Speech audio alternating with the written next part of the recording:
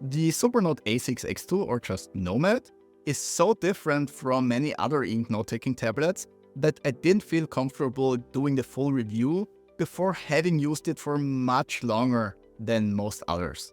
And now, after using the Nomad as my daily driver for a couple of months, it's finally time for the long-term review, talking about the good, the bad, and the ugly. Let's start with handling, build quality, and haptics. I opted for the transparent version of the Nomad because I thought it just looks incredibly cool.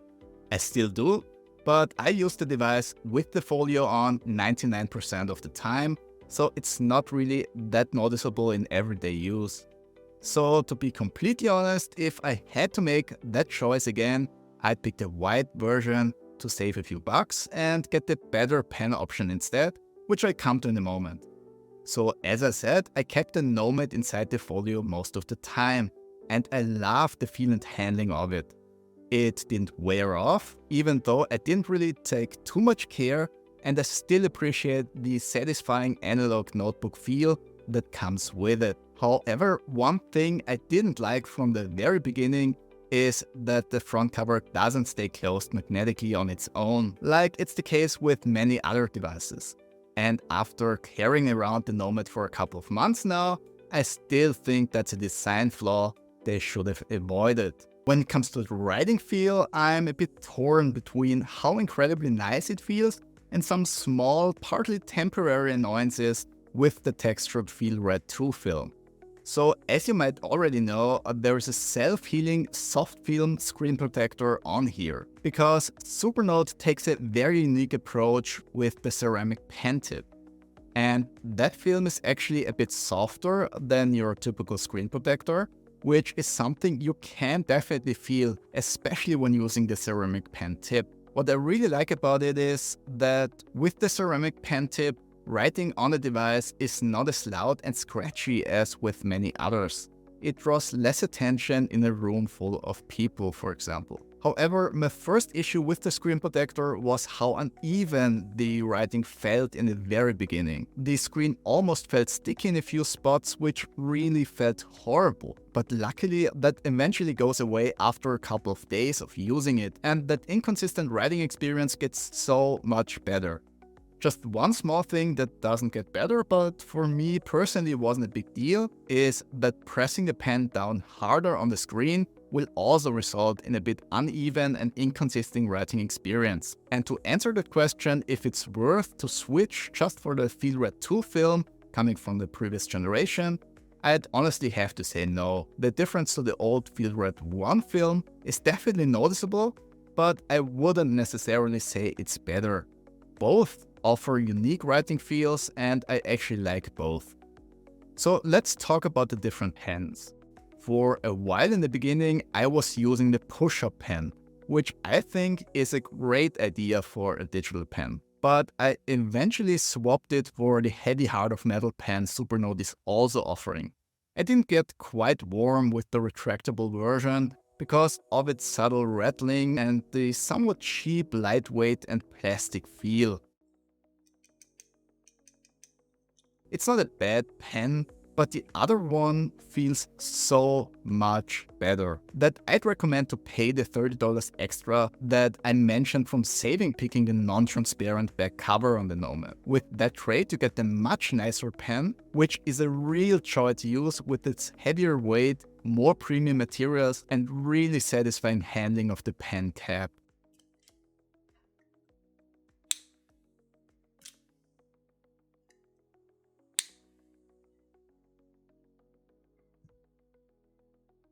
I also tried a couple of others like the standard pen and the Lamy pen, and really think the heavy heart of metal pen is the best option, also in combination with the cover.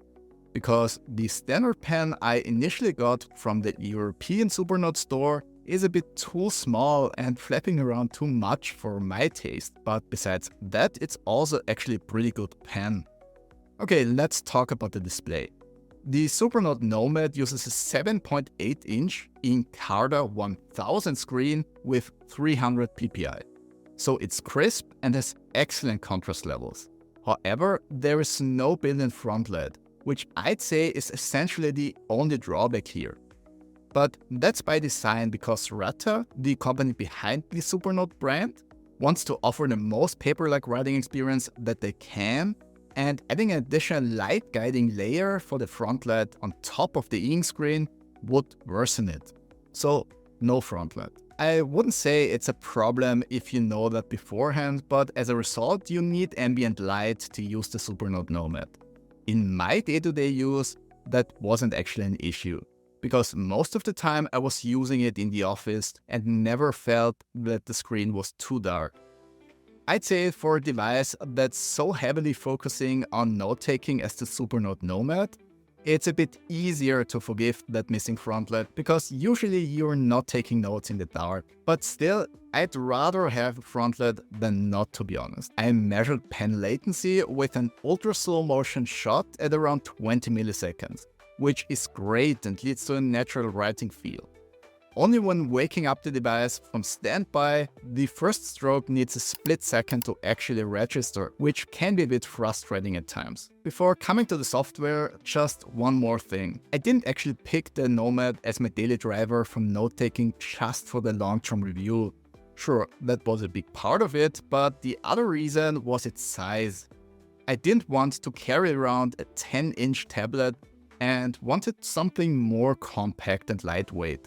Yes, the screen estate definitely feels smaller, but it's much more convenient carrying around and also just holding it in the hand when in use. So if that's something that's important to you as well, the Nomad definitely delivers. Okay, about the software. There are actually a couple of things I like a lot, and a few things I don't outright dislike, but I miss. Let's start with that. There's no home screen. I remember when I first researched the Supernote devices and actually didn't quite get the point that there's no home screen from any of the reviews.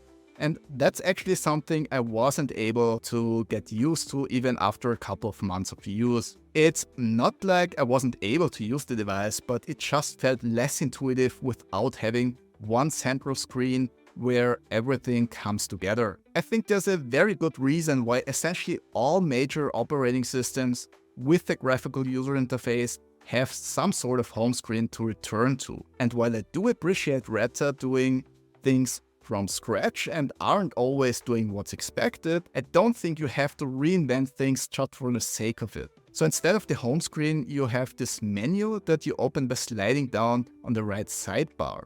I mean, it essentially works like a home screen, but still not quite. It works well enough for what it's meant to do, but even after having used it for a while, this way of navigating through the system never felt as natural to me as returning to a home screen. For me, this sidebar version of the home screen is more like an enhanced task switcher, convenient for certain things, but still no substitute for Content Hub. So ideally, I'd like to have both. Keep the current solution and add a regular home screen. But maybe I'm just too stuck in my ways, or maybe I'm using too many other devices. Let us know what you think about the missing home screen in the comments below. Besides that, the second thing I felt like it's missing was a fingerprint sensor for quickly unlocking the screen. This isn't something that many ink devices have, but it's a growing number, and I definitely would have appreciated it on the Nomad as well, because I locked it with a password to secure my notes while I left the device in the office, and when using it to quickly write down small reminders, inputting the 6-digit password every time I open the cover can be a bit tedious. Besides the menu, you have a couple of more options with the mentioned touch sidebars, which are now on both sides of the screen. And that works well for the most part, and I like having the option to use them in addition to the on-screen controls. But to be honest, I didn't use the left sidebar all that much, because I either held the device in my left hand like this, or my arm was just not positioned conveniently to easily reach the sidebar with my fingers. And more often than not, readjusting my arm was more of a hassle than just using the on-screen controls. Which finally brings us to the most important part of the Supernote Nomad, which is note-taking itself. And that's the part where the Nomad really begins to shine, because those features are incredibly well thought out and layout, definitely making for one of the most efficient and satisfying digital note-taking experience you can get right now. Let's talk about ease of use first. The Supernote Nomad does have a bit of a learning curve. It took me a while to get comfortable with it. However, everything is clearly laid out, and there are some handy on-screen tips and tricks that make the process easier. So the learning curve is not as steep as with some other devices, but if you're new to Supernote, expect the first couple of days to be a bit bumpy. Which brings us to the very basic note-taking features first. There are 3 pen options with variable thickness and grayscale color options. Those are available in Note-taking app. There's also the Atelier app, which is meant for sketching and drawing. With that, you get additional pen options like the pencil, with different pencil hardness options, which is done really nicely. You can also change the page template with many useful templates built in directly, and the option to add your own templates as well. Where it gets really interesting are the additional options in notebooks, like inserting links, keywords, and headlines. Because one of the biggest drawbacks of digital note-taking is that it can be hard to find something you wrote because you can't just flip through the pages like with a regular paper notebook. That's where these options come in. You just mark the text you want to convert to headline or keyword and select that option from the context menu. And that's it.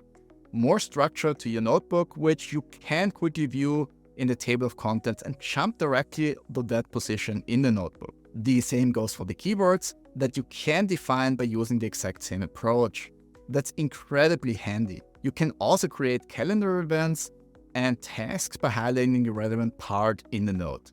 Another big part of organizing your notes on the Supernote Nomad is linking. You can insert a link to other pages in that notebook or files or websites.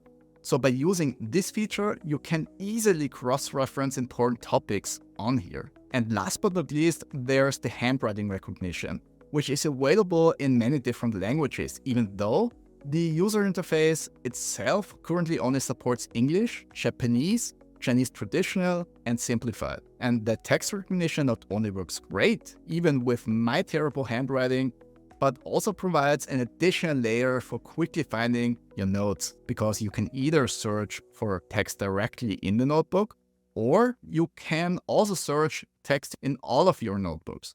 So as you can see, Supernote really focuses on organizing your notes so you can actually quickly pull up something without having to go hunting for it if you don't remember where exactly you wrote it down. The only slightly annoying issue I kept having throughout my testing was accidentally triggering the 2-finger gesture when putting my palm on the screen. I'm not 100% sure if this is actually fixed now, because I don't know when I installed the update, but at least the latest changelog states that it shouldn't happen anymore. So hopefully that's the case, which brings us to another important point. Reta is only updating the hardware periodically and is otherwise focusing on improving the software. So I definitely have much more faith in them optimizing and supporting their lineup much longer than many others. So that's a big plus. Before coming to the conclusion, let's talk about Android. Because even though it doesn't look like it, the Supernote Nomad runs Android 11. But this is not the same experience as on a Books device, for example. This system is not meant to be expanded, even though there's now an option to enable side-loading apps, which have to be installed through ADB. You can tell right away that this is only useful for very static apps. Even the pre-installed Kindle app that you can use to read Kindle ebooks isn't really a great experience.